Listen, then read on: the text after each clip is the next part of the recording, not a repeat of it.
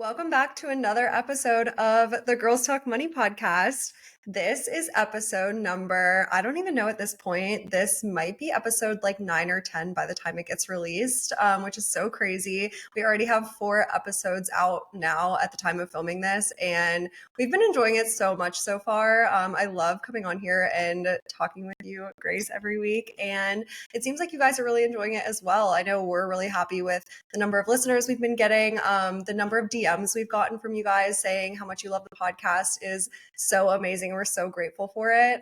So we're really excited to keep doing this with you all. But we're really excited also for today's episode. We are breaking down the inside of creator finances or social media income, kind of how we make money as creators, how other people make money as creators. I know this is a topic that everyone's super curious about. You see these social media creators and influencers online. A lot of them do this full time, and you're like, how is that even possible? And a lot of the information online isn't like readily available. So we want to spill all of the tea today. We are. We're going to be diving real deep into this. I'm so excited. I think this is going to be such a fun episode. But before we dive in, let's do our little weekly recap. What's been going on in your life, Erin? Yeah, I am feeling just so overwhelmed for no reason. I don't know what's going on. I think it's just the holidays throws everyone off of their schedule. I know I was home for a couple of days last week for Thanksgiving, and then this week my brother was home, and I only see him a couple of times a year. So I tried to go back to my parents' house for a couple of nights, and even though it's after work hours, I still just feel like that's been throwing everything off. My boyfriend and I are going to LA this weekend to see a football game, so I'll be out Friday and Monday of this upcoming weekend as well, which is throwing me off even more. I'm moving in 2 weeks, which if you're watching the video version of this, you might be able to tell because I no longer have a couch. There's random furniture all over the place, and here it's a mess. So we're just putting that all together and trying to get ready for the new year, which will hopefully slow some things down in January and February. But it's been a busy couple of weeks. It has. I feel the same way. I feel like being out, because when we're filming this, it's the week after Thanksgiving, and I took that whole week off pretty much. My birthday was that week too, so I was like, I'm just gonna enjoy my birthday, do my thing, and coming back into work on Monday, I was like, I don't want to do it, you know? It's been a very chaotic week for me. If you follow me on Instagram, you would know that I've been looking for an apartment for so long, and I found this gorgeous unit. It's like a 2-bedroom in Providence, Rhode Island. Beautiful high ceilings, gorgeous windows, like granite countertops. Like it was stunning, but I kept having this gut feeling that I shouldn't live in Providence, and I was getting all these signs. And I'm also a girly with anxiety. So that sent me into a full-blown panic attack earlier this week, and that's not normal for me. So it's been, I decided not to sign the lease and wait and just try to manifest a little bit more income to get a nice apartment in Boston. So that's it's been a bit of a whirlwind, but it was a good, I guess, reminder to stay true to what I really want. And one of my friends told me, which I think is so applicable just to money in general, but she was like, how much more expensive are the apartments in Boston than the one in Providence? And I was like, it's $300 more expensive. And she was like, Grace, take your energy and focus it on making an extra $300 a month. She was like, come on. You can pick up 2 Instacart shifts or get one more brand deal or get one, just $300. You know what I mean? It's not a ton of money. It's not like I'm $5,000 short for an apartment. And I think that was such a good reminder of when you want something and you can't necessarily have it in that moment. It doesn't mean that you should give up on it. It just means that you got to find a different way to get creative. But I wish I didn't have to learn that lesson in such a tumultuous way. I would love to have learned that in a less painful way, but it's okay. Sometimes lessons are like that, but it's okay. Now I'm feeling better and I'm feeling more optimistic about moving out, and I'm going to start looking for apartments, I think, again after the holiday season, because I also feel like my brain has just left the premises. The lights are on, but nobody is home. My brain, I'm physically here. My brain she's not here. And I think it is a lot of just the holiday season and being in and out and just a lot of things happening at once. Yeah, I need to remind myself that this is supposed to be a slow season in terms of like work and career. Like the time between Thanksgiving Mhm. and Christmas is to kind of be like a time for yourself. I know Yeah. my boyfriend is taking a lot of PTO during this time. He's using up a lot of it before the end of the year. He's kind of taking it slow. His industry is just slower during this time in general because all of his clients are out for the holidays and everything Mhm. like that. So I need to remind myself that it's okay if we just kind of like chill as well. But the podcast is like another thing that's kind of it's a big deal. We started a podcast like 4 weeks ago, which I is like a know. whole other business venture that we have going on. We don't know how to do a podcast. We're learning how to edit and post and like do all of these things. And maybe we shouldn't have done that right before the holidays. Like that was kind of a good lesson learned because I know that's Yeah. contributing to some of my stress as well. But Yeah. I'm glad that you made the decision that you did on the apartment because I know I'm so excited to move because I'm really excited about the unit that I'm going to. And if you're feeling those like senses of anxiety, it should be exciting. It's like an exciting time. Your first adult kind of like apartment by yourself should be an Yeah. exciting time. It shouldn't be causing you stress. Yeah, and location is so important, I felt like I had this laundry list of things that I wanted, and then I compromised on location, and I compromised on, this unit in Providence didn't have any community spaces, that had no gym, no shared lounge, like nothing. And I that was something I really wanted because I don't want to feel siloed. I don't want to feel like I'm alone in my own little apartment all day since I work from home too. And I really shouldn't have compromised on those things. So now I know. And I feel like that's one of the things about your apartment that you love is you have that, like, there's people there, there's a dog park. You know what I mean? It's just, you're not just like all on your own. So Yeah. we'll keep looking. We'll keep looking. But after the holidays, I'm too stressed with the holidays. I want a break. Yes. I'm so ready to have time off again. I literally just came back in from having time off last week. And I'm like, okay, so let's start the countdown to the next, day off because I'm ready. I'm Yeah. ready. Well, this is like I was saying, how this is a very slow time for my boyfriend's industry. This is the busiest time for our industry, like marketing and Mhm. social media. The holidays is the busiest time of year. So during this podcast, I'll probably be getting like 4 or 5 emails that I need to respond to like ASAP right when I get off of this.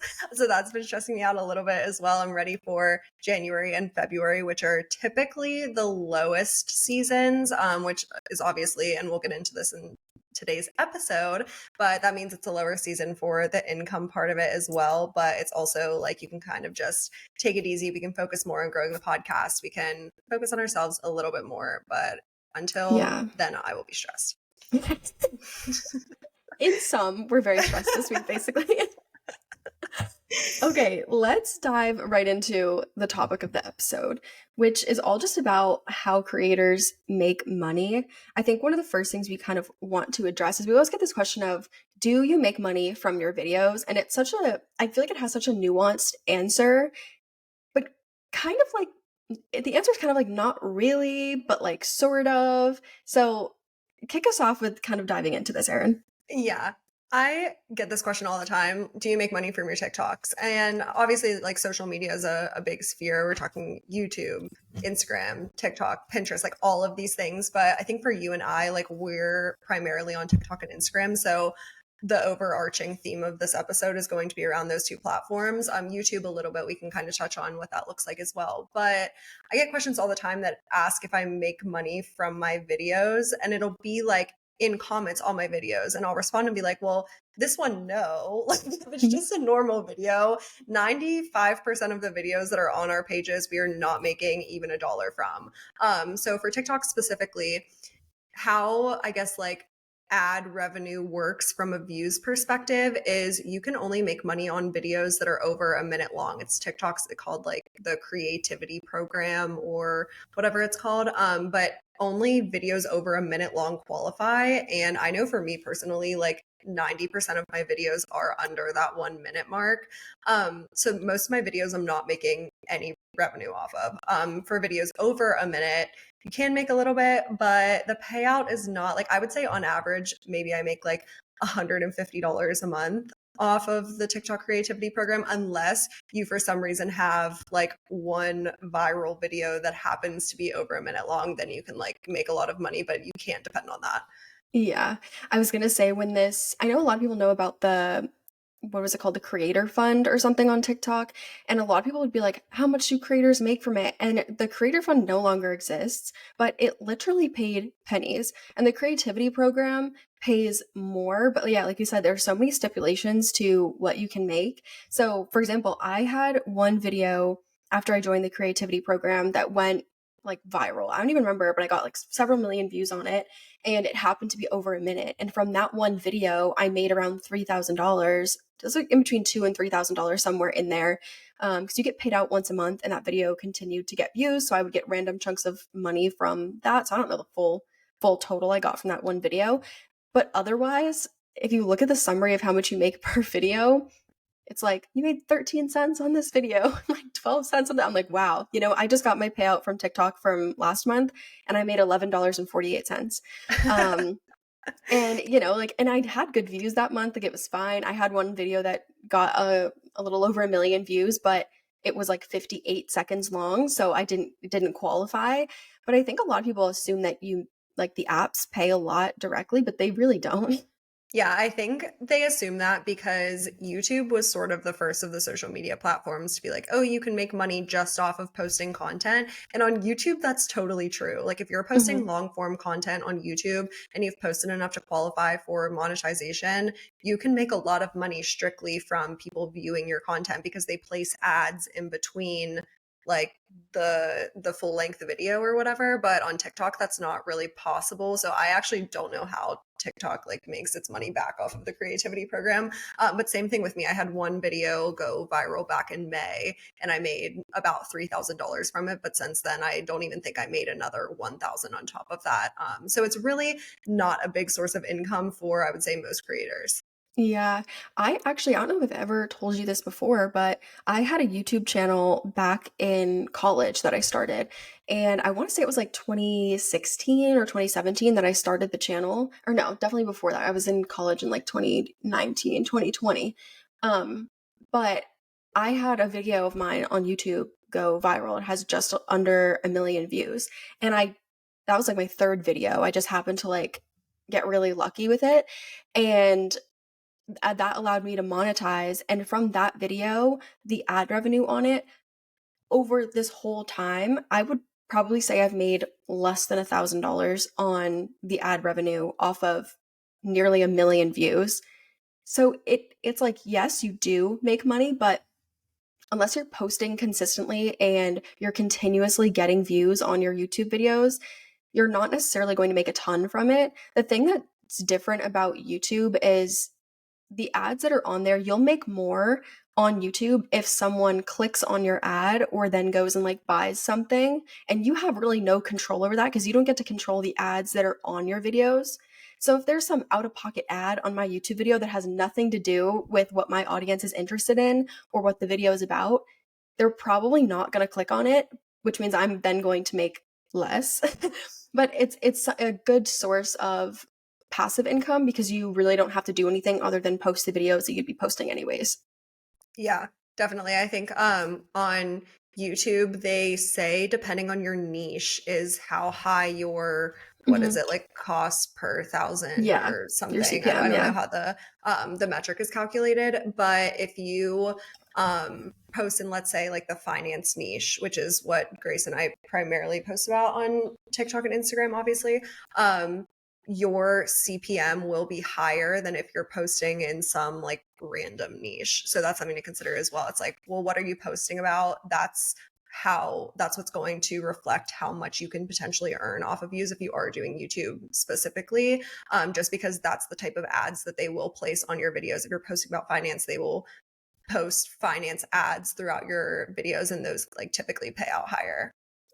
Yeah, yeah, absolutely. I think that other avenues, I mean, of course, like making that money from TikTok or YouTube, it's great, right? Like I don't really have to do anything other than post the videos I would normally, but the other income streams of creators are far, far more profitable than what the platforms themselves pay. Yeah, and I think like and obviously we'll talk about the different income streams, right? But one thing that I had here that just like a point because I got a couple of questions when I pulled my Instagram audience prior to this episode. They were asking like how much should you expect to make for like X amount of followers? And this is such an interesting misconception, I think, because there are creators out there literally with a million plus followers on TikTok that don't even make a livable wage. And then there's also creators out there that have, let's say, 100,000 followers, but they make 4 times a livable wage. Like you Mhm. can't really correlate followers to the amount of income because, like we said, your views probably aren't getting you a lot of money. So you honestly do need to be really strategic about where your income sources are coming from and how you're bringing in money on a monthly basis to make it sustainable for you. Yeah, there are people I've seen even that have 10,000 followers, and which is obviously 10,000 people is a lot, but in terms of the overall like profitability, like you can kind of monetize if you have a strong audience. Um, so it's technically 10,000 is technically considered on the smaller end, but like I've seen people with $10,000, what am I saying? 10,000 followers, and they make a full-time income. They quit their full-time jobs and they're able to monetize their 10,000 follower TikTok and make more. And it really does just depend on how strategic you are about making money on social media. Yes, and also I think it's important to note that like we're going to go through 4 or 5 different income streams here. You don't have to do all of these in order to make a sustainable income for yourself. We know people who like we're going to talk about digital products or just products in general. So under the product realm could be like coaching, for example. And we know people that have never done one brand deal in their entire life, but they either sell one product or they sell one coaching service and they make well over 6 figures or like well over a livable wage because they have like really niche down and their audience knows what to expect from them. So they kind of don't have to branch out. But we'll Mhm. talk about all the different ones. So let's get started. I think brand deals will probably be a good place to start because I know this is something that everyone's curious about. If you follow a bunch of creators or influencers, you obviously see their sponsored posts and it's not really talked about super openly. Like the behind the scenes of those or how those come about or anything like that. So I guess first off, let's talk about when we started on socials versus when we started to like monetize via brand deals specifically. Yeah. So I started my TikTok technically in like January of 2022 or February of 2022, but I was posting sporadically. I was not putting like really any effort into it. So I took a very long break off of TikTok, and then I came back on in around I think July of 2022 and started posting consistently with an actual idea of like what kind of audience I wanted to build. And I want to say my first partnership was maybe 3-ish months into it. And I want to say at that point I had maybe around like 7 to 10,000 followers. And my first brand deal was $50. So it wasn't like I was making a killing right off the bat. But yeah, it took about a few months, I would say, and being right around the $7 to $10,000 mark. Okay. Yeah, I feel like that's sort of similar to what mine was. I started my TikTok account, and we're talking TikTok specifically. I don't think you and I both got onto Instagram until like way farther along. I know I didn't start my Instagram or really try to grow it at all until the past like 6 to 8 months. Mhm. So just talking about TikTok, I opened my account in December of 2021, started posting January of 22, and then I was like dedicated to being like really consistent with it. I feel like I mentioned this before, but my I was like, okay, if I'm going to start this and I know I want to like do it long term, I'm going to dedicate the next 2 months to like solely focus on growing it. And I dedicated like for the first 60 days, I'm going to post 3 videos a day and just like see what happens. I was like, after that, if I want to give up, that's fine. But I have really bad, like, I have a really bad history of not following through with things. So I just wanted to make sure that I was giving myself a good opportunity to like actually follow through with it. And I'm really glad that I did that because at the end of those 60 days, I think I had 50,000 followers, which was crazy. But I don't think that I got my first brand deal until close to that point. Like, I think that I was around the 50,000 follower mark, which totally makes sense since I grew so fast. Like, brand deals take a long time to kind of like come to fruition, which we'll Yeah. talk about in kind of like the behind the scenes of brand deals and all of that. So I think I was around the 50,000 or the 50,000 follower mark by the time I got a brand deal, and my first one was for $250. Woo, look at us. We're just banking cash. I know in the beginning, what usually happens is you just put your email in your bio and brands start to reach out to you that way. And that's still to this day what I do. I just let them come to me. I don't spend a lot of time pitching brands. I'll pitch them occasionally if I feel like I really like them. There's a company that I use and love, and I pitched them earlier this year and we ended up doing a video together.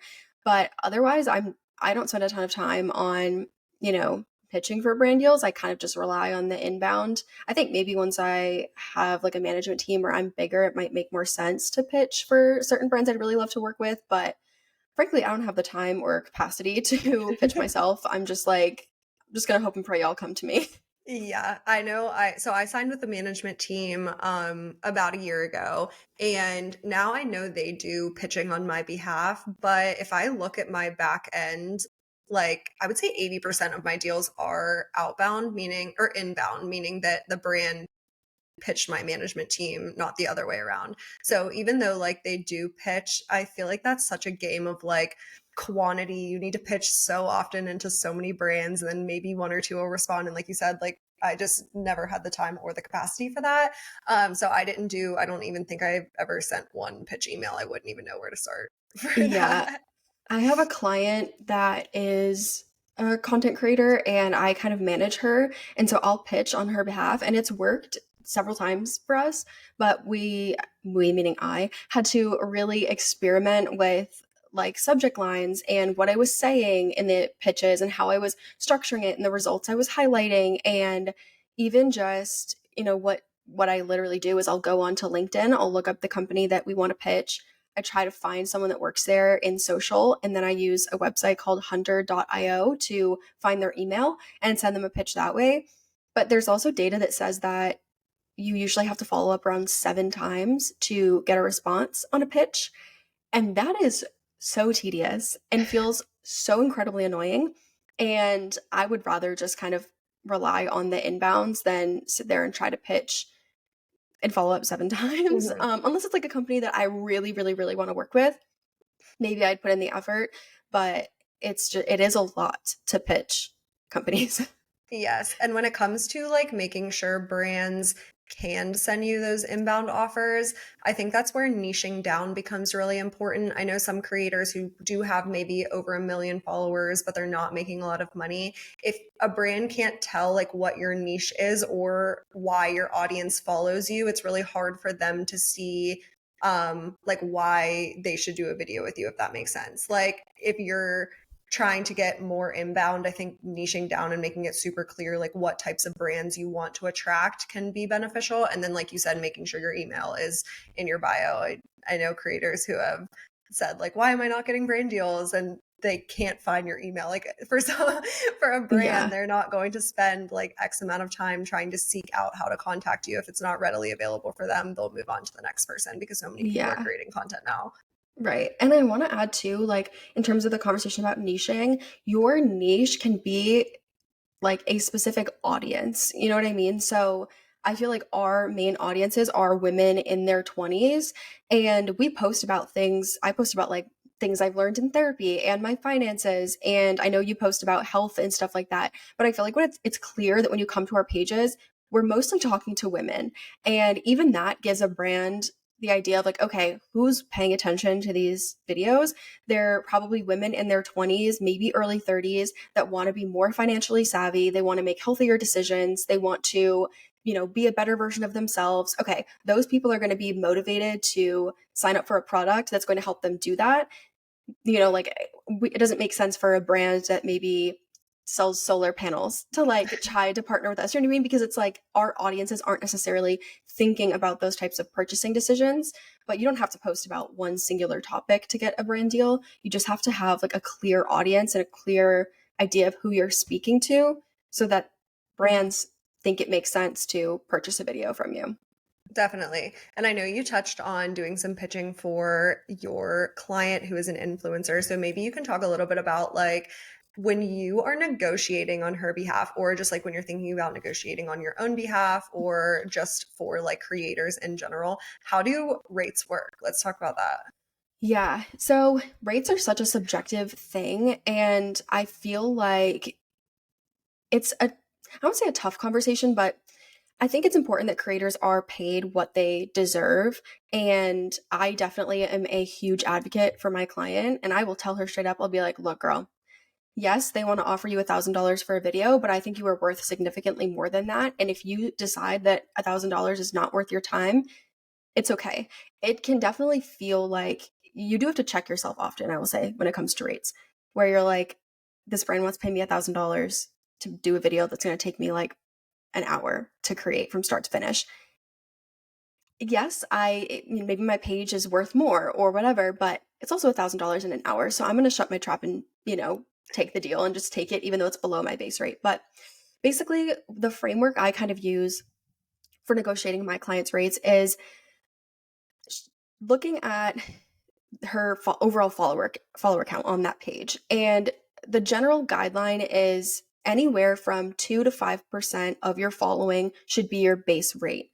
That is just a guideline, and it's obviously incredibly subjective and can change. So for example, let's say there's a creator with 1 million followers, but their engagement rate is like 1%. That engagement rate basically means that like their audience is not very engaged. They're not, maybe they have 1 million followers, but their videos are not getting a lot of views or nobody's commenting. And that doesn't indicate the loyalty that a brand might want to see in order to buy a video from them. So this fake creator I've made up for this explanation that has 1 million followers and a 1% engagement rate, their rate is probably going to be lower. They're probably not going to be charging 5% of their following for a video because it doesn't make sense. It's not necessarily going to generate the return on the investment for a brand. So that's kind of the guideline that I use as like the base. But then there are other, additions to these videos. So for example, sometimes brands will say, we want usage rights on the video, which basically means that the brand can then use the video that you create in a paid ad. And when you think about it, a brand is now using your work in an ad to profit a lot because they're going to put a lot of ad money behind that and get people to buy their product or service or sign up for something, and they're going to make money from that. So if you are going to give usage rights to the brand, you want to make sure you're charging for it. Don't allow them to just like profit off of your work. Like that doesn't make sense, for free, right? So with my client, we usually charge 20% of the base rate per month for usage rights. So if we had $1,000 video, we're charging $200 per month. But that's also just a base, it's just kind of like a guideline, I guess. And a lot of other people will base it on just like how valuable they think their audience is. So they might charge $2,000 for a video and, $800 a month for usage rights. It really just depends. And the last thing that I'll factor into her rate is usually exclusivity, which is also so hard to gauge a rate for. Exclusivity is basically the idea that brands don't want you to work with or promote a competitor when you're working with them, which does make sense to a degree, right? If you are going to partner with Walmart and say it's the best place to buy, affordable Christmas gifts or something like that, it would make no sense to partner with Target the week later and say the exact same thing. So brands will ask for exclusivity from their competitors. But what that does is it then takes you out of the running for those deals. So let's say I partner with Walmart and they want me to not work with Target and, Ocean State Job Lot and I don't know, Macy's, whatever. Then if I had one of those brands reach out to me, I have to decline that opportunity. So you need to charge for that exclusivity what you feel like you would be missing in other campaigns because you would have to decline them because of the exclusivity agreement. So that rate, when I do it for my client, it ranges so much based on how many competitors they're asking her to not work with, how long they want the exclusivity for, and like who I guess I said who the competitors are. Sometimes people will have very small niche competitors, and I'm like, I've never even heard of these before, so I'm not worried about working with them. But sometimes they are really big players, or brands want exclusivity for a long time. And so I'll usually think about, okay, if my client had to decline an opportunity with these brands, how much would she be missing out on? And that's what I'll charge for exclusivity. But there's always a negotiation process pretty much that happens. So you might throw out a rate and a brand will say, well, our budget is this. And then you kind of go back and forth until you find, a rate that feels good to both of you, or you don't, and you end up not working with that brand.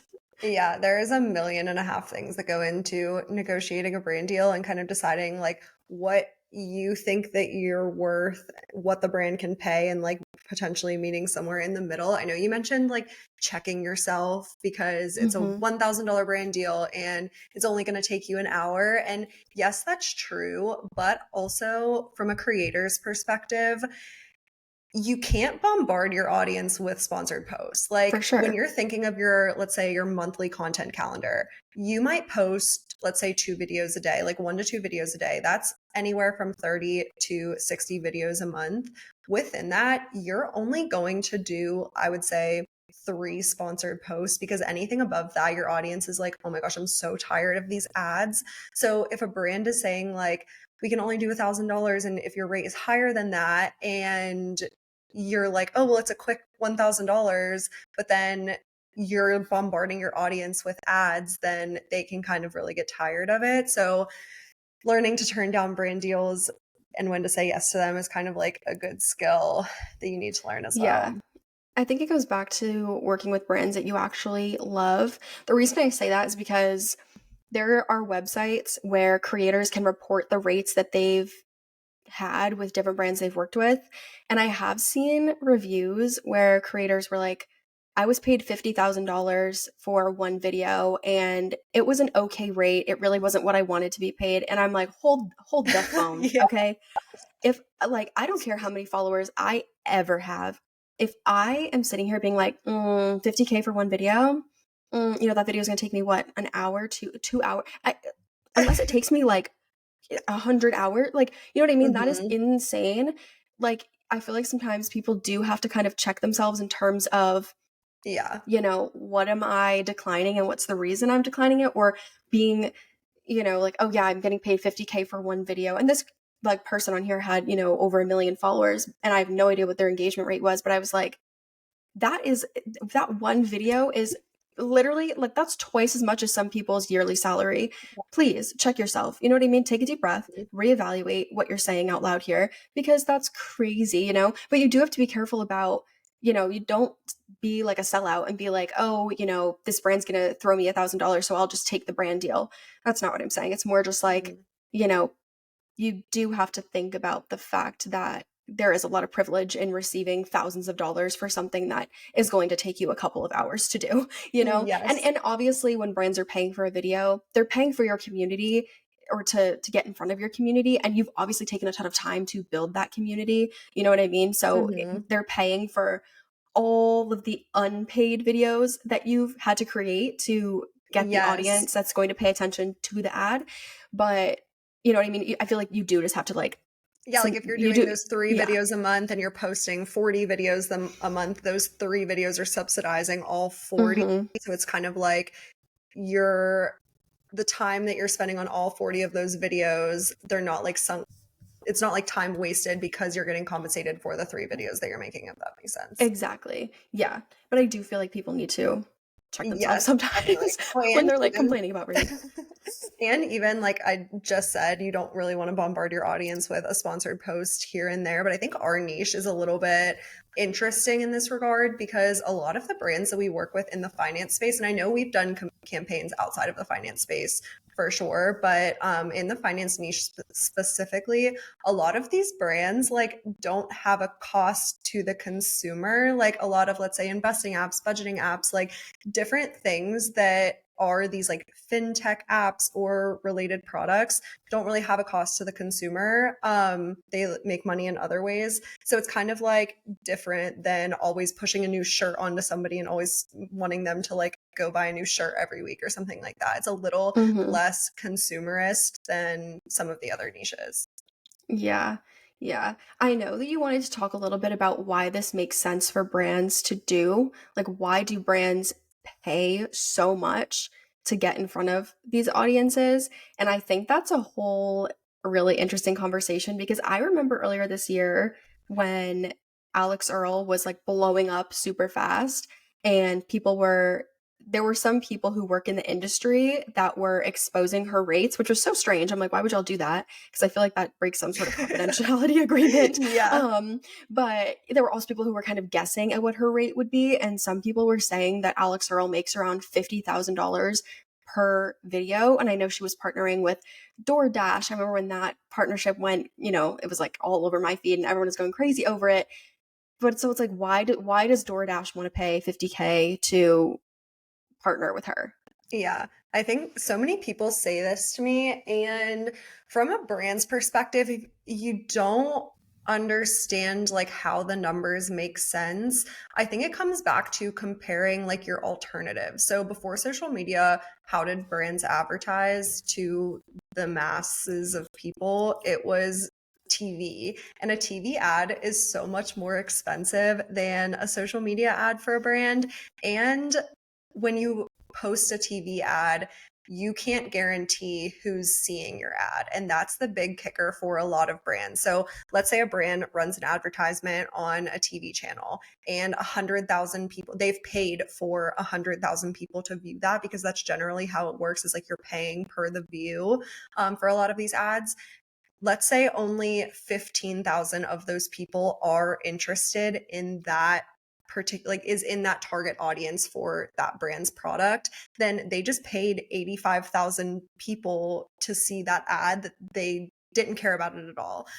So with social media, it's almost like you can kind of target your audience a lot more. So if you're paying for 100,000 views on Alex Earl's channel, those are all primarily women in their early 20s that are interested in makeup and fashion and everything that Alex Earl is interested in. So you can kind of target it a lot more. So not only is it cheaper per view than something like a TV ad, you can also like kind of guarantee that you're getting in front of the right audience.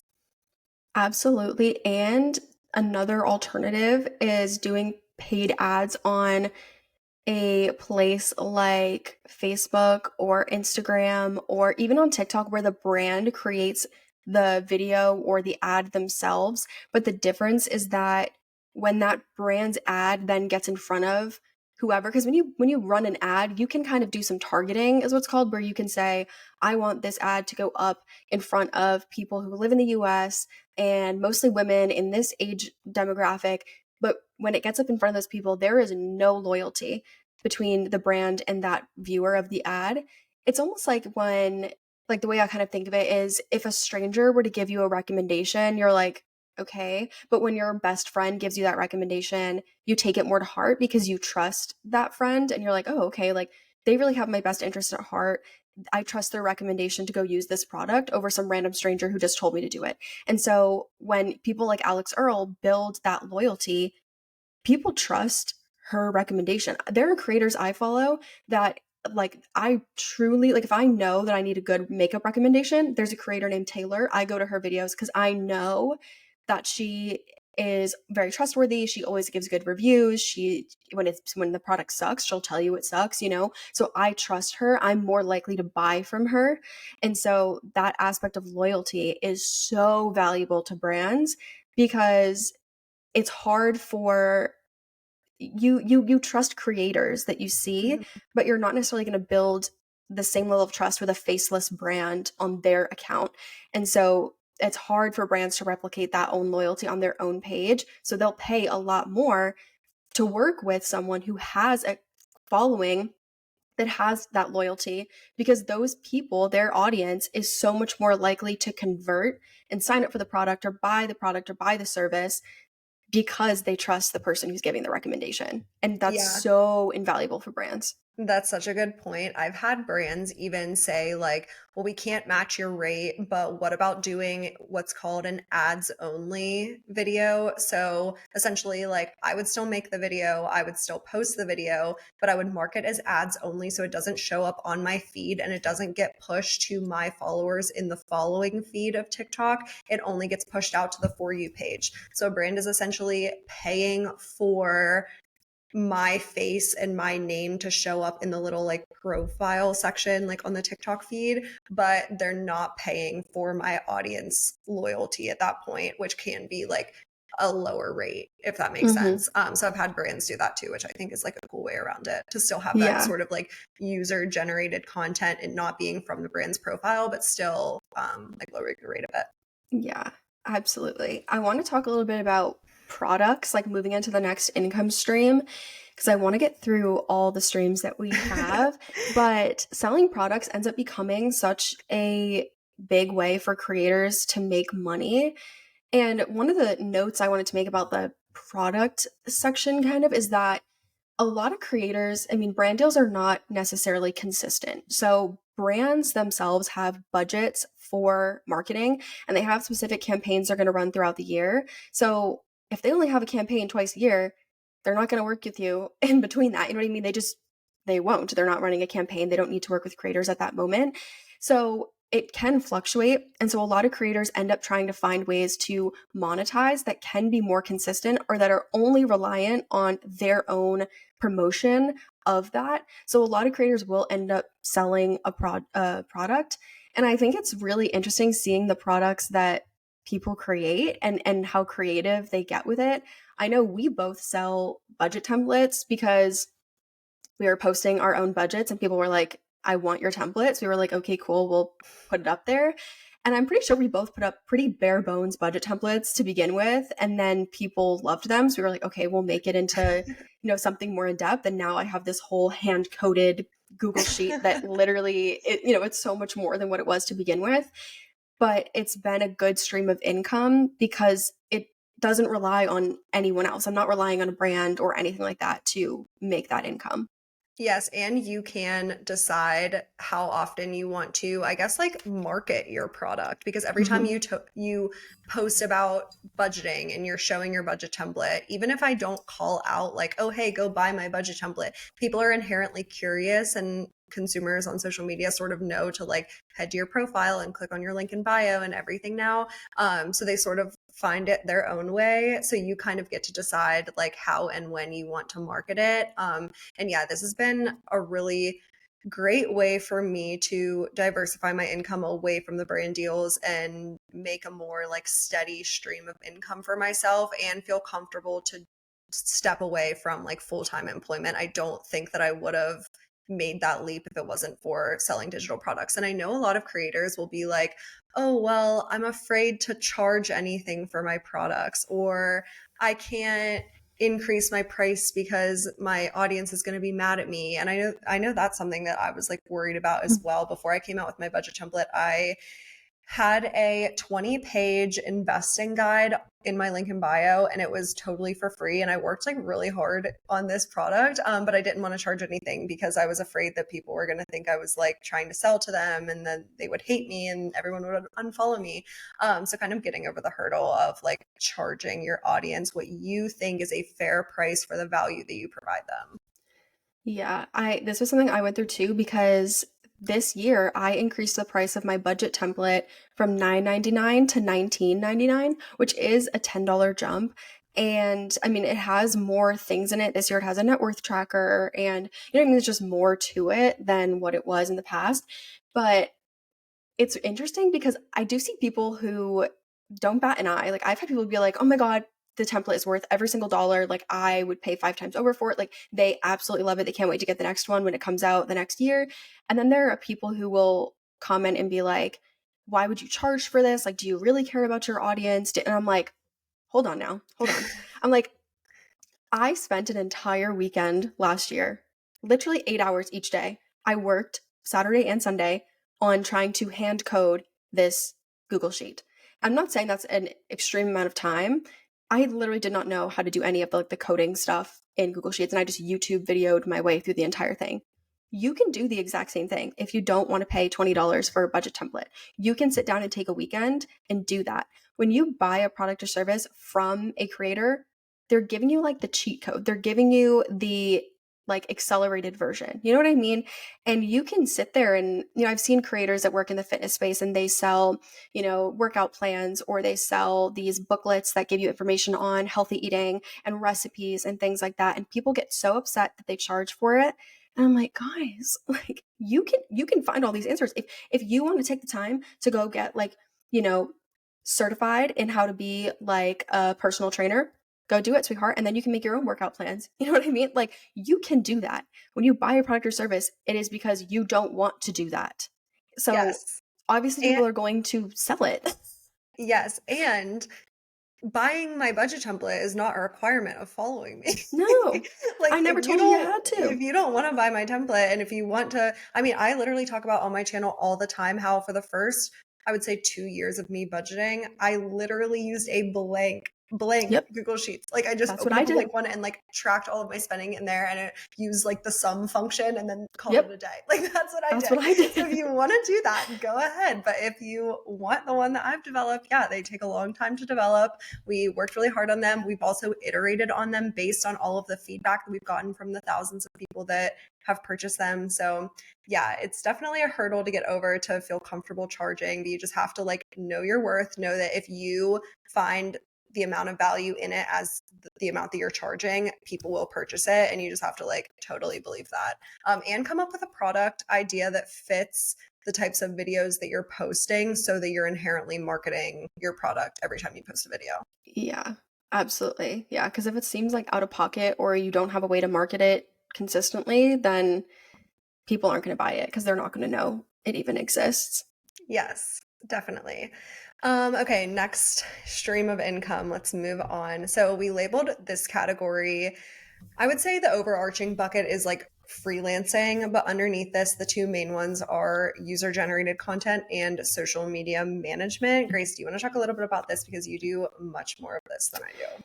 Yeah, so before I was actually a content creator, before I even posted on social media at all, I started a marketing business 2.5 years ago, and it was my full time job a few months into it. So I was doing freelance social media management at that time before I ever was a creator. But I have found, and this was something else that I wanted to talk about today, building my social media presence has led to getting more inquiries both as a creator and in my freelance business. So I have a LinkedIn and I have like a presence there. And I think if you're in your 20s and you want to really grow in your career, you should be on LinkedIn and post and engage with people. Like I can even, we can do a whole episode about that because I can't explain the number of opportunities that have come from LinkedIn, but I'll get people who see the content I'm posting, they'll reach out to me from like, through my TikTok, the email that's in that bio, and they will ask about, hey, we're actually looking for someone to, for example, I currently work with Clio, their budgeting app, and they've reached out to me. We actually met through Upwork. It was a very roundabout way to meet. It was kind of weird. I applied for a gig that was like a writer, and they were like, "Oh, we're actually looking for somebody who is like a certified financial planner for this role." We didn't like add it in the description, but we have another opportunity, and we saw that you're also a creator. Would you want to work with us? I'm like, yeah. And I've been working with them for a year now, but I create UGC for them. So they saw that I was on social media and were like, we want to have more organic content on our page. Can you do UGC? And UGC stands for user generated content. So basically, you're kind of like playing a role in a way of a user of the product or service that you're promoting, and you create content that the brand can use. And you can create UGC for organic social media or paid. So, for example, the stuff I create for Clio is organic. They take those videos and then they post them on their own TikTok page to organically promote their company. And, not every single video is promoting the company. It's, they're not ads, but they'll use them for that. And brands can also, though, ask to have UGC created for paid media, which means that they want you to create a video and then they are going to then use it in an ad. But you don't have to post these videos to your page. So it kind of, there's a lot to it, I guess. But I've also had people ask me to fully run their social media 100%. And I literally just take over their account and post everything. Yeah, I've done all of the above as well. And I didn't really seek out these opportunities. I didn't even really know they existed. But the first UGC deal that I got came inbound to me when I think I had like 50,000 followers at the time. And it was a debit card. So in the fintech space. And they paid me because I know we'll like talk a little bit about rates and like how to price UGC and all of that stuff. But they paid me $75 a video. I'm pretty sure they had like unlimited usage rights. I hope they're not still using my videos. I had no idea how to like look through contracts. I was just signing away everything at the time. But they paid me $75 a video and they scripted the video. So that was like the good part about it, was that I didn't have to do any of the scripting. They would just send me the scripts. I did like 10-ish scripts a month for them, and I would film the videos. Sometimes they were like pretty in depth, so they did take like about an hour to do. But yeah, I would like work with them on a consistent basis for 4 or 5 months until it kind of got to the point where I was like, I think I'm undercharging, and I'm pretty sure they have more usage rights than I want to. And there was also exclusivity with it. They didn't want me doing UGC for like other competitors. So I wanted to kind of like branch out and be able to make more money elsewhere. But that was my first gig. And now I still do some UGC work, but mainly in the paid ad space. I don't love doing organic UGC. Outside of, I have one social media management client, and I run their social medias. I film the videos, I post the videos, I do all of that type of work. So I have one social media management client, and then I do some UGC for paid advertising mainly. But yeah, it's a really great way to kind of like increase the number of quote unquote brand deals you're doing without overwhelming your audience of ads that you're placing on your channels. Yeah, I feel that. I feel like because I get the inquiries from both ends. Like I'll have people who reach out to me through LinkedIn and they're like, "Oh, I see you have a marketing business. Do you offer this service?" And I'll kind of do that, and then I'll get people who reach out to me through TikTok. I would say my like average rate for UGC for just organic is roughly around 100 a video. So I'll have brands that are like, "Can we get 30 videos a month?" And I'm like, "Sure." And I'm basically just like the face of their social media, but their team is handling posting them. Um, and I feel like that's a fair rate. I know people do charge a lot more for organic, but I would also say none of those, like if there were more requirements, if I had to go in person to film something, or, you know, I had to interview experts, like that would be a whole other rate. But these are companies that I know really well, or I know the topics we're talking about. Um, but for UGC that's using paid media, I definitely charge more. I want to say I've done like per video, I've done deals where it's UGC for paid media that the base rate for just the video has ranged from like 450 to 900 for just the video. And then brands are obviously asking to use it in paid media. So you have to charge for the usage of that. And so then, you know, there's a whole bunch of other fees on top of that to pay, you know, to charge for the usage. But it really does vary depending on the scope of the work and what it's being used for. Yeah, it definitely depends on the scope. I know I was working with GNC for a couple of months, and they wanted me to create content for organic UGC, but their headquarters is in Pittsburgh. So I was like going into the office a couple times a month to film some videos there and like all of that stuff. Or I would have to like go to my local GNCs and like film content there. So I believe I charged, it was like 275 a video. But I feel like, yeah, the 100-ish dollar mark, as long as you can like film in your house and it's nothing too intensive. I feel like the $100-ish mark is like a good place to start if you're just kind of benchmarking like, oh, what can I potentially make if I start doing UGC? Yeah, Right. I feel like that's a good place to start. Is there anything else that we wanted to talk about on the UGC slash like freelance gig space?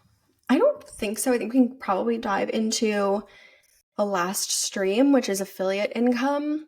I Affiliate income is not something that I really make a lot from or rely on, to be honest. I think so. Affiliate income is basically when you promote a product or service and you get a little bit of a kickback if someone buys that product or service. So, one of the classic examples is Amazon storefront. And Amazon storefront is, I find it so fascinating actually, and a lot of people probably don't know this, but when a creator says, "Oh, something's on my Amazon storefront," if you go to their Amazon storefront and you buy the product they recommended, they get a kickback. However, let's say, for example, Erin posts a video where she talks about something from Amazon.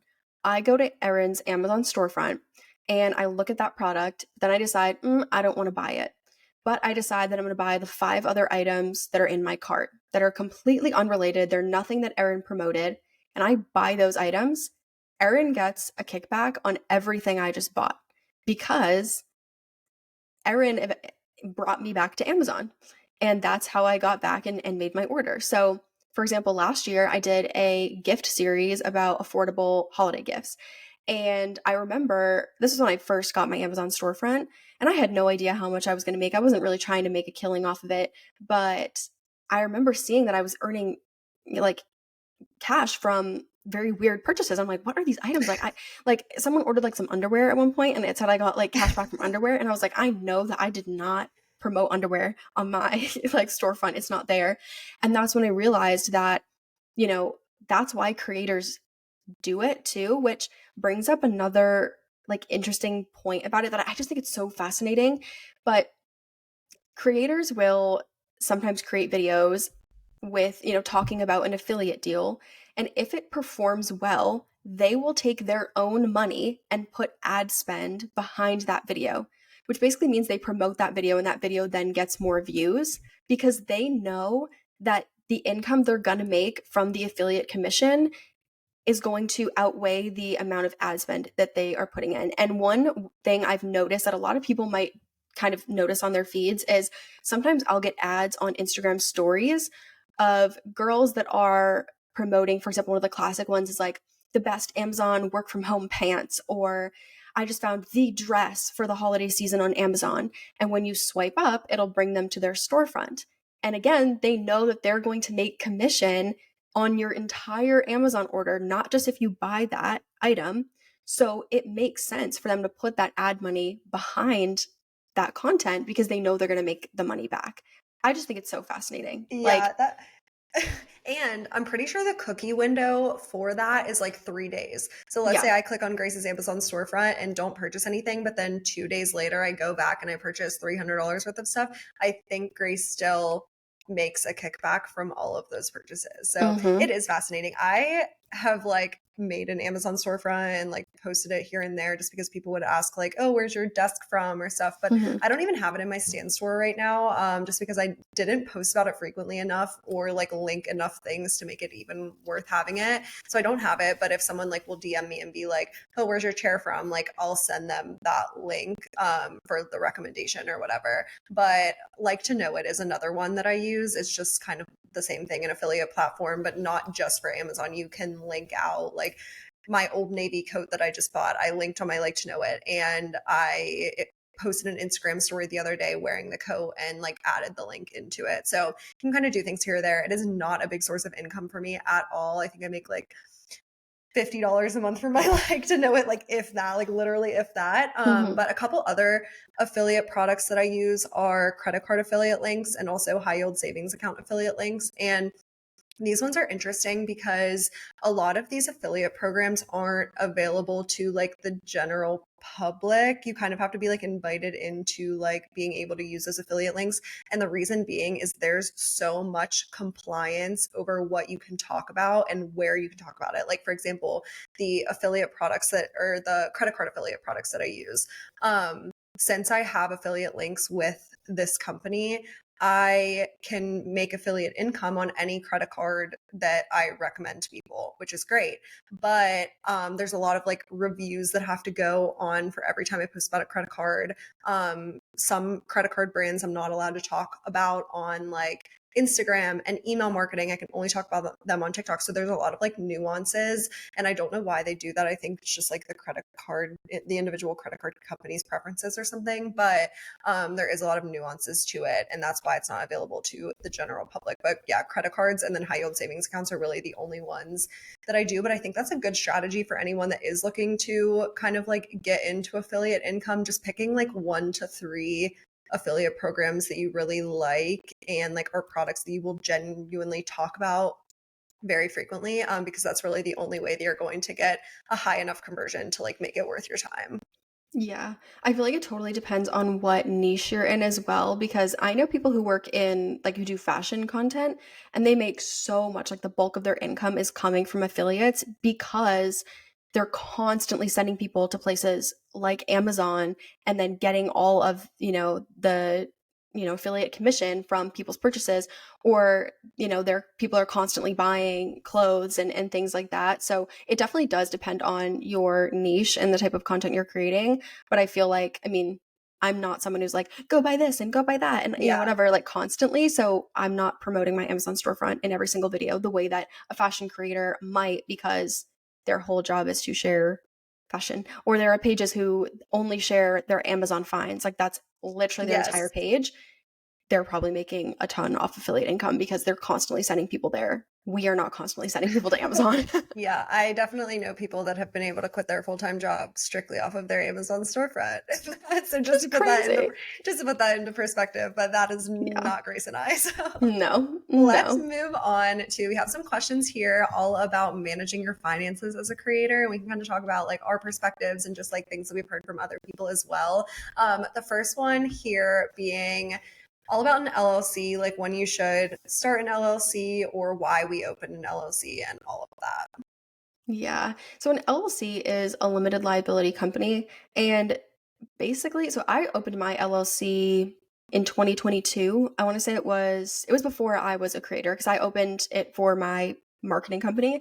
And really all an LLC does, the value is that once you're an LLC, your personal assets cannot be up for grabs if your company were to be sued, which is a big relief. I don't want anyone coming from my personal bank account if anything were to happen. Obviously, it's the chances of someone's like suing me are hopefully slim, but it just kind of separates that and gives you a little bit of that. It just limits your the liability, just as the name says. But having an LLC can also get you access to things like certain business bank accounts or a business credit card, which can be helpful because it allows you to keep business and personal separate. And having an LLC can also allow you access to certain tax structures, like being an S corporation, which is a whole nother thing. But yeah, it can kind of give you access to that. But for me, I felt like it made sense to get an LLC when I knew that I was turning this into a business. So when I started my marketing company, it became my full-time job after about 3 months. And I want to say it was about 6-ish months after that. So around 9 months into doing freelance marketing full time, that I decided to get the LLC, because I knew, okay, this is a business. It is working. I want to keep doing this for a longer period of time. And it made sense. But there, I mean, in Massachusetts, it's also $500 every year to keep your LLC open. So it's not something that I would have paid for if I wasn't making money. Yeah, definitely. Once you like shift the mindset between, okay, this is a hobby and I'm doing it for fun versus I want Mhm. to keep doing this for a long time and I want to grow my income doing this, that's sort of when an LLC can be a good idea. I know I did it for like the big reason was the liability, but then also separating the bank accounts. So I was like still working my full time job. So that was going into my personal checking. And then I started an LLC and got a business bank account and a business credit card. So all of the money that I was making through social media flowed into my business bank account as opposed to my personal. And then I would pay all my business expenses on my business credit card, pay it off through the business bank account. So everything was separated. From a tax perspective, the an LLC is a pass-through entity, so all of the money that you're making in your LLC will pass through to your personal tax return. But you can potentially save a little bit more on taxes if you do choose to do what's called like the S corp designation, which Grace kind of mentioned, and all of that goes to say like if you choose to do the S corp designation, you like pay yourself a salary and then the rest are distributions and like you save some money in the tax planning process. Through that. Maybe we should bring like a CPA on one time to kind of talk all through that because I know a lot of Yeah. people have questions about like S corps and how do taxes work as content creators and all of that. But yeah, so now that Grace and I are both S corps, we pay ourselves a set salary every single month. I know the salary that I pay myself is $5,000 a month, and by the time it hits my personal bank account from my business bank account, taxes are paid in that. So it's like $3,600 by the time it hits my personal account after taxes are paid. And then on top of that, I can take distributions to be able to like save and invest or like pay down more debt or anything like that. Yeah. My salary in my company is around 50,000, so my post-tax income from that is around like 3,300. But yeah, then I can take distributions as well every month to create more of like my overall compensation. But we should definitely do a whole episode on that because the S corp situation is a whole nother animal. Yeah, like we have a question here. How do you know how much to set aside for taxes? And long story short, it's like so much to keep track of. Yeah. I know this has been like, it's such a pain. But some things that have helped me are my business bank account lets me set up like automatic reserves. So it's like 35-ish% of anything that hits my business bank account gets set aside in a reserve fund strictly for taxes. And then we also pay our taxes on a quarterly basis. So they're called like quarterly estimated taxes. So essentially, I work with my CPA to decide, like, okay, here's how much I've made year to date, and this is how much I think that I should be paying in taxes on that amount of money. So that by the time you actually file your taxes in the next year, you sort of like have paid all of your taxes already. I know for this year, I actually got a tax refund of like $1,200 because I overpaid on my quarterly estimated taxes. So it's nice to kind of like do it up front and not have to like be like, oh my gosh, I have this $30,000 tax bill when tax time comes, because that can be overwhelming. Yeah, having an accountant saves my life literally every day. I could not imagine trying to do my taxes between like being a creator and my business and all of that without an accountant. So if you are making money from that from social media, get an accountant, please. Yeah, It's worth every single dollar. we can link our accountants in the show notes of this episode. I know I have a really good accountant, and Grace uses a company for like an accounting company. I Yeah. guess that's how you would explain Yeah. it. But yeah, we can link those in the show notes because they're amazing and they do really save our life. Yes, Um, they do. on that note, tax write-offs. This is a question that we get a lot too. What are some Mhm. tax write-offs that you can take as a creator? Yeah. So in order for it to be for something to be a tax write-off, it has to be both ordinary and necessary to your business in the eyes of the IRS. And I know there have been a lot of things online being like, "Oh my God, like OnlyFans creators can write off, their clothes or like beauty creators can write off their makeup." Like not necessarily. So if you are going to write something off as a tax write-off, it has to be something that you strictly use for business use. So, for example, like I have this phone light and I use this for both business and personal. I use it to take personal pictures when I go to the club or when I want to take photos, but I also use it for business. So that would not be a business write-off. But my podcast mic, because I only use it for podcasting, which is a work expense, that can be a tax write-off. And it really depends on your industry what you can write off. So if a beauty creator purchased an item strictly for the purpose of a video and had no intention to use it for personal use, it can be a tax write-off, but they can't just write off like going to get their hair done or like, you know what I mean? There are some like nuances. And I mean, in theory, they could write it off, but if they were ever to get audited by the IRS, they're going to be in a tough little situation. Yeah, like if you were to get audited, you'd have to pay money on the things that they've deemed not ordinary and Yes. necessary business expenses. I know some of the big ones for me are, like for example, I'm moving into a two-bedroom apartment and I'm using one of the bedrooms strictly as an office and a podcasting studio. So I know the square footage of that, I think it's up to like 25%. And again, we are not accountants, but this is just what we're learning from our accountants. Up to 25% of your square footage can be written off. A lot of like software for me, I think that's the big one. Like I Mm-hmm. pay so many monthly subscription fees for random things that I need, like Canva and Yeah. CapCut, like all of our editing softwares, Riverside, what we're using to stream this podcast episode on, like all of those things add up to actually a significant amount of money. Yeah. But what's nice is it's all going onto my business credit card. So it's kind of separated. It's super easy through QuickBooks to know how much I'm spending every month. Yeah. So And the value of writing off a business expense is that it reduces your overall taxable income. So as a business, we only have to pay taxes on our profit.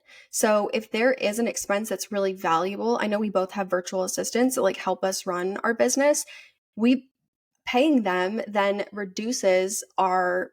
it lowers our profit, and then that in turn lowers the amount of tax that we owe because our profit is lower. Mhm. And so that's why like people will, pay for certain things, and why it's okay to kind of, splurge on something like a virtual assistant or an office or something like that, because it will save you a little bit in taxes. And I think the rough estimate is that it saves you roughly 30%. So like if I'm paying $100 for something every month, it's going to save me around $30 in taxes. But that's just kind of like a general estimate that they kind of say.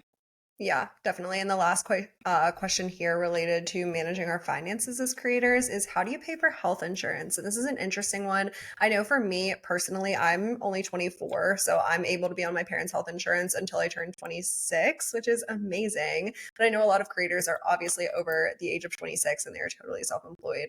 So it is possible.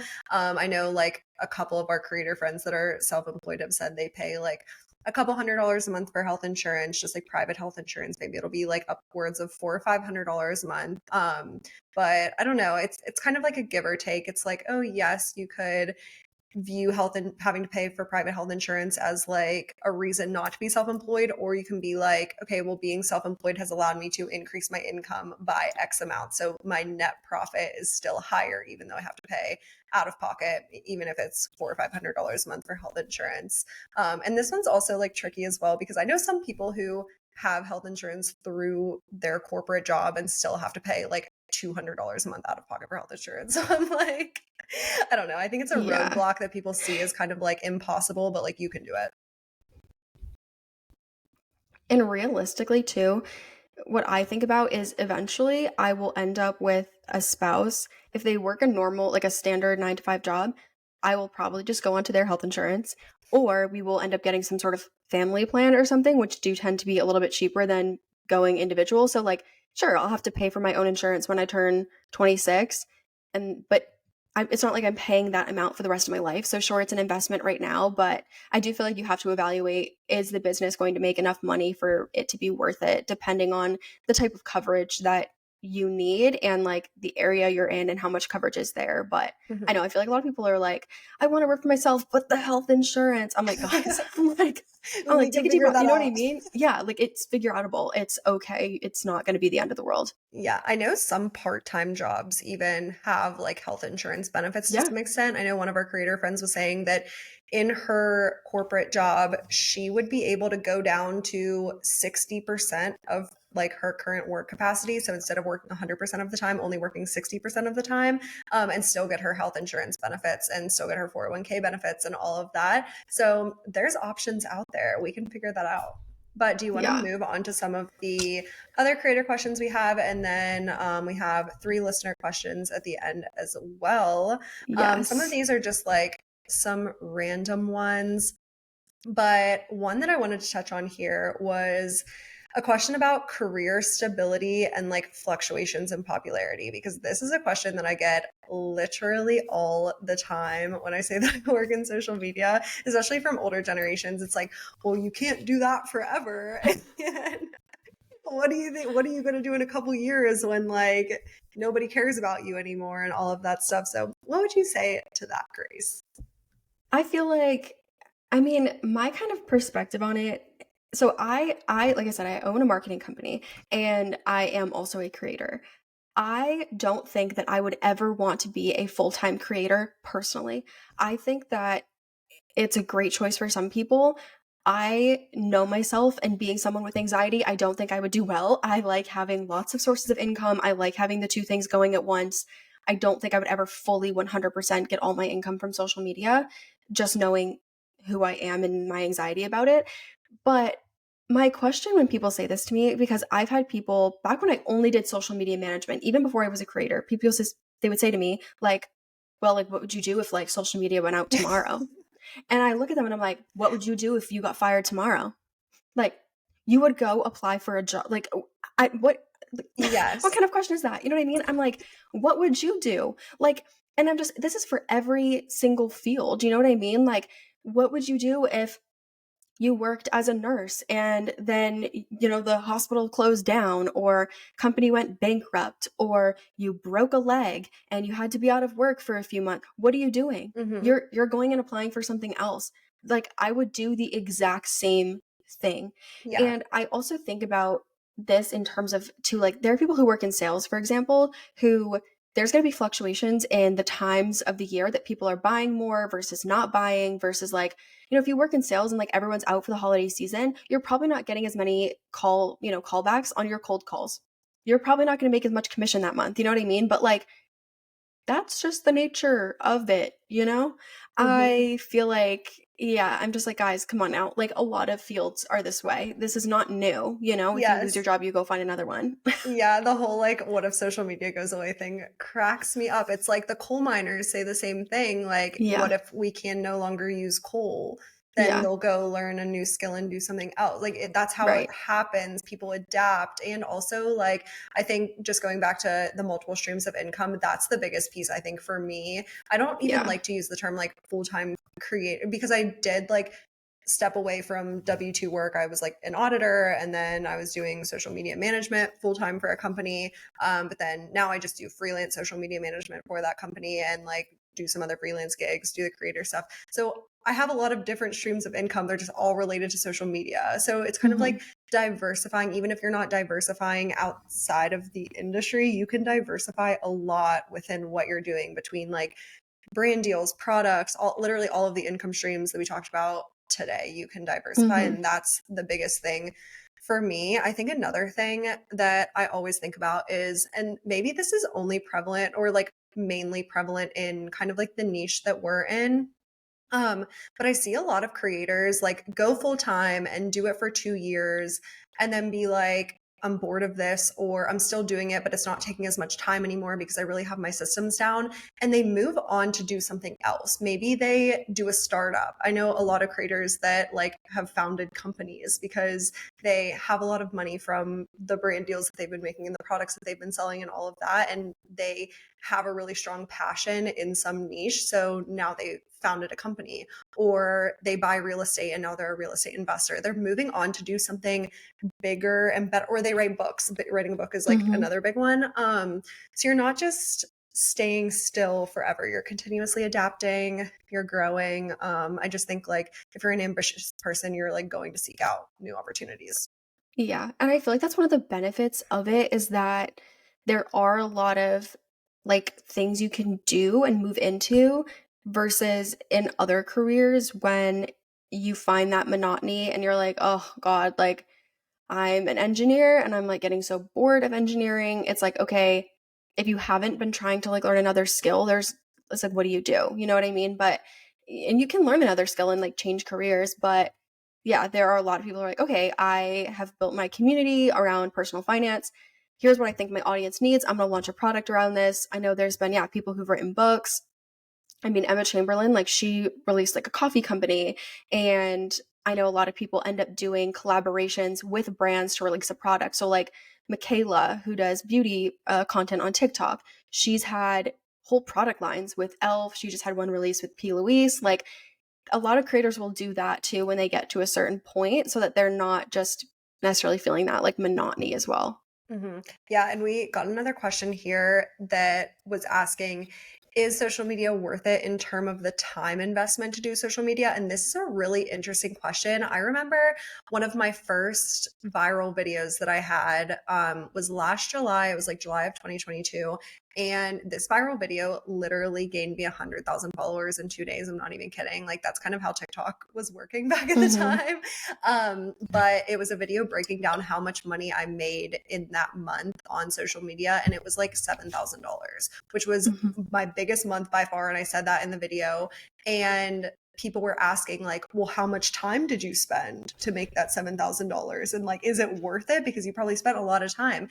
And it's like, I totally think that yes, if you want to grow on social media and if you want to be a creator and if you want to like make this your full-time thing, you have to treat it as a job, but you have to love it like a hobby. You can't go into it being like, I'm doing this to make money, because at that point you're going to spend so much time before you even see $1 that you're probably going to give up. So like I didn't even know you could make money on TikTok when I started. Yeah. I feel like that was totally something that I learned after the fact.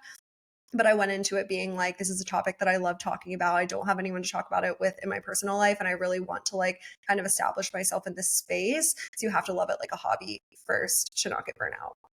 I agree. I was going to say obviously it's not the same as going to med school or law school or something, but it's like when people sign up for those things, like I would never go to med school because it would not be worth it to me. I would never put myself in the amount of debt and like spend that much time in school and all of that. But that is so worth it for people who their dream is to like be a doctor.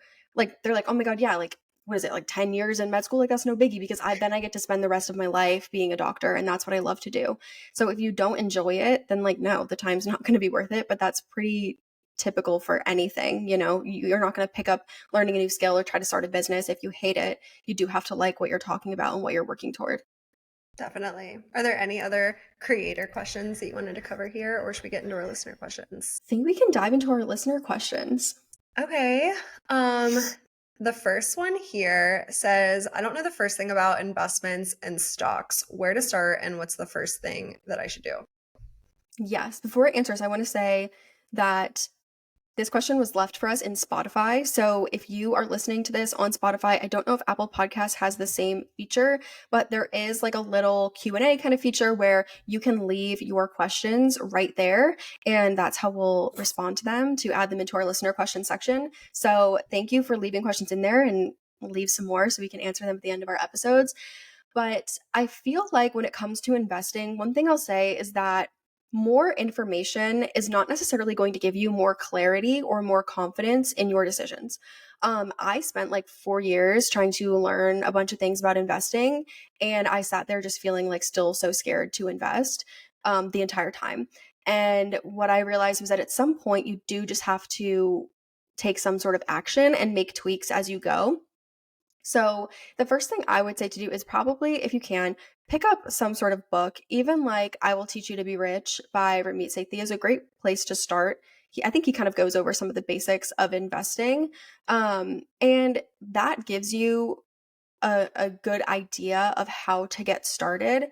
And then I would say take some baby steps, but like consistent baby steps. So for me, I was like, okay, I'm going to open my account. And then I was like, okay, I did it. All right, tomorrow we're going to like put, $50 into it. And then we're going to try to watch a tutorial on how to pick my investments and kind of go through it.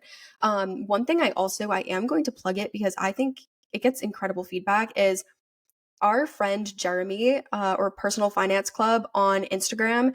He is like a multimillionaire. He is absolutely incredible. And he educates people on investing on his account. And his account, it's a ton of free content. And I learned so much from it. But he also has a course on investing. And I think it's like $47. And if you don't like it, he'll refund you, like no questions asked. And it is like the reviews on it are absolutely insane. People find it to be the most informative thing ever. And I think if I didn't already have like my investment set up, I would I would take his course because I mean he knows what he's doing. He has like $4 million invested or something, so like he knows what he's doing. But it's a great way to kind of get some guided support when it comes to investing. And I can leave the link to it too in the show notes. He didn't tell me to say this. I just think it's cool, and I felt like I should mention it because I think it'd be really like genuinely helpful. Yeah, Jeremy's course is a really good resource. I think it's $79, I will say. I'm Oh, pretty sure that's the 79. price, but Okay. again, he will refund you if you don't like it. Like he's not trying to become rich off of he's already rich. Like Yeah. he's not trying Yeah. to become rich off of these courses.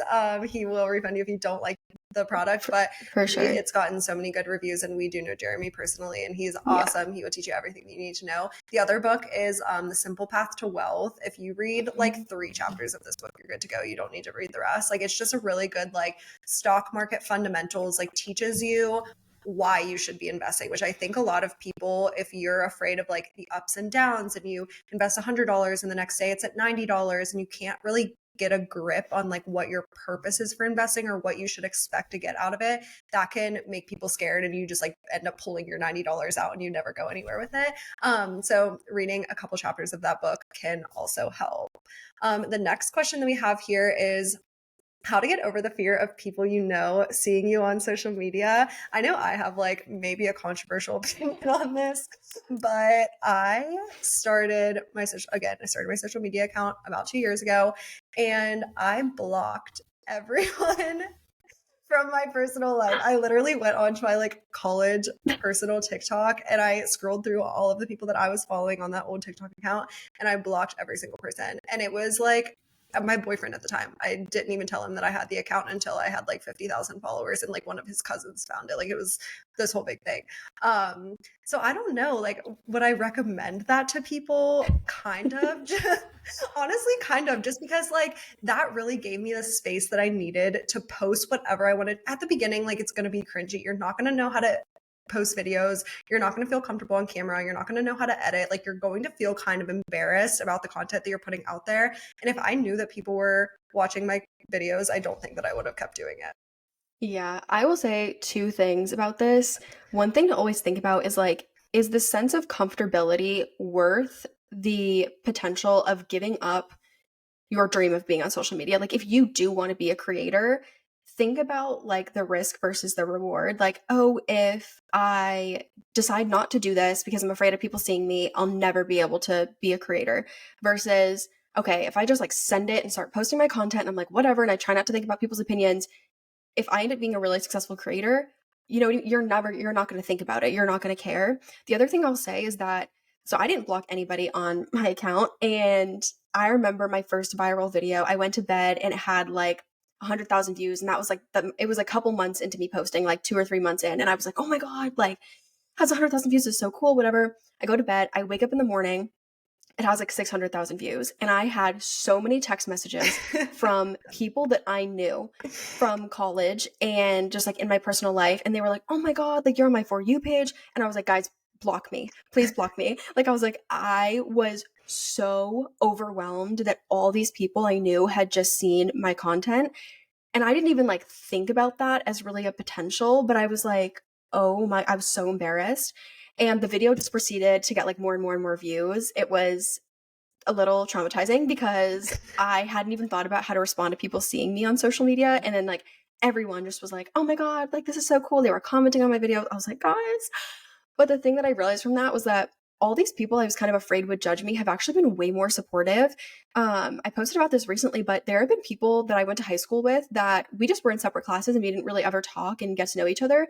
And they've messaged me and been like, oh my God, hey, I actually bought your budget template several months ago and I love it. Or your content has really helped me. And I'm like, I would have thought that maybe some of these people would be people who would judge me because they didn't know me super well, but they've actually been so supportive. And I think a lot of people have that mindset. Like people are not judging you as hard as you think that they are. So just like post the friggin' content. You know what I mean? Like post it. What if like what if 3 months from now you make $10,000 from your from brand deals? Yeah. Like you're not going to care what Susie from high school thought about your post 3 months ago. You know what I mean? You're going to be swimming in your $10,000. Like, you know what I mean? Just like, and you're having Yes. fun. Like it really does not matter. And people are not as judgmental about it as you think. Yeah. On the flip side of that, being a creator shows you kind of like who's not supporting you. You know what I mean? Like I've definitely realized that in the last couple of years, people who have like starting the podcast, I've noticed which of the people in my life have been like, oh my gosh, congratulations, or I listened to the first episode and I'm so proud of you. Like I've noticed who has and who has not said that. So I will say that that's kind of like eye-opening as well. And this can feel like a super lonely career. But on the flip side of that, I've met so many amazing friends through social media, like Grace and I, and our business partners. So it is definitely a give and take. But this last one here is interesting as well. What are our thoughts on luxury goods and designer items? I am a dupe girly. I am. Like I have an Amazon dupe ring that's supposed to look like a Cartier ring. Maybe when I'm like rich and I have like FU money and I can just like, you know what I mean? Like I just am like swimming in extra dollars. I'll buy like a Cartier ring, but at my big age of 25, I do not have any reason to own a $1,500 ring. It just doesn't make sense. And I also, I mean, there are things I'll splurge on. Like I have an Aura ring and I splurged on that. It was like $500, but I'm not a big like luxury designer girl. It just isn't something that I really like resonate with. Yeah. I go so back and forth with the whole like luxury and designer goods piece. Because I don't really like I'm more of a dupes girl as well, I think. Like I don't really need like super expensive stuff, but I will say I've made two designer purchases in my life and they have both been at times of like success. So I mean that in like to celebrate a win. When I finished my MBA program and I finished it a whole year early. So I saved a year on tuition and I was like, I want to celebrate this moment. I bought my first designer purse. And then when I quit my full-time job to join the startup full-time, I bought like an expensive piece of jewelry to celebrate it. And it's sort of like every time I put that bag on or anytime I put that jewelry on, I'm kind of like going back to that point in my life and reminding myself of the success. So that's sort of how I view luxury and like designer items as like a luxury. And it also kind of gives you like motivation to like work for that next big like career win. You know what I mean? Like in my Mhm. head, I'm like, okay, I'm not going to buy another designer purse until I reach X milestone in my business. You're kind of like reaching for something and then rewarding yourself based on like what the success was. But Yeah. I'm definitely not a big like, oh, go out and buy a new designer purse every year or whatever. No. I think it really depends on what you value. I think a lot of people think, oh, well, like if they care more about like the status symbol of it. I'm just like, y'all, like the number of compliments I've gotten on that $9 Cartier dupe looking ring is crazy. Like people are like, that's so cute. Where's that from? I'm like, girl, it's literally Amazon. Yeah. Like my dentist, I was literally like sitting there, like she was cleaning my teeth and I like was just sitting there with my hands like and she was like, oh my God, your rings are so gorgeous. Like, where are those from? Like they're so sparkly. I'm like, girl, they're literally all from Amazon. Every single one of them. Like Yeah. my whole hand probably cost like $20 and I had like 4 rings on at the time, like I feel like if you're just caring about the status symbol, then Mhm. like maybe rethink it. But if you really feel like it's a celebratory piece or an investment piece or something like that, then like, sure. Yeah, definitely. Well, I think that's the end. We talked for another hour and a half. These episodes are just getting longer and longer by the week. So maybe at some point we'll learn to shut up sooner rather than Maybe later. not. But let us know if you guys are liking the length of these, what you're thinking. If you have any episode ideas that you really want to hear us talk about, let us know. You can follow us on Instagram at Girls Talk Money Pod. You can leave questions for us in Spotify, like Grace said. But yeah, where else should people come to find us? I feel like that's pretty much it. We've got an email list as well if you want to join that.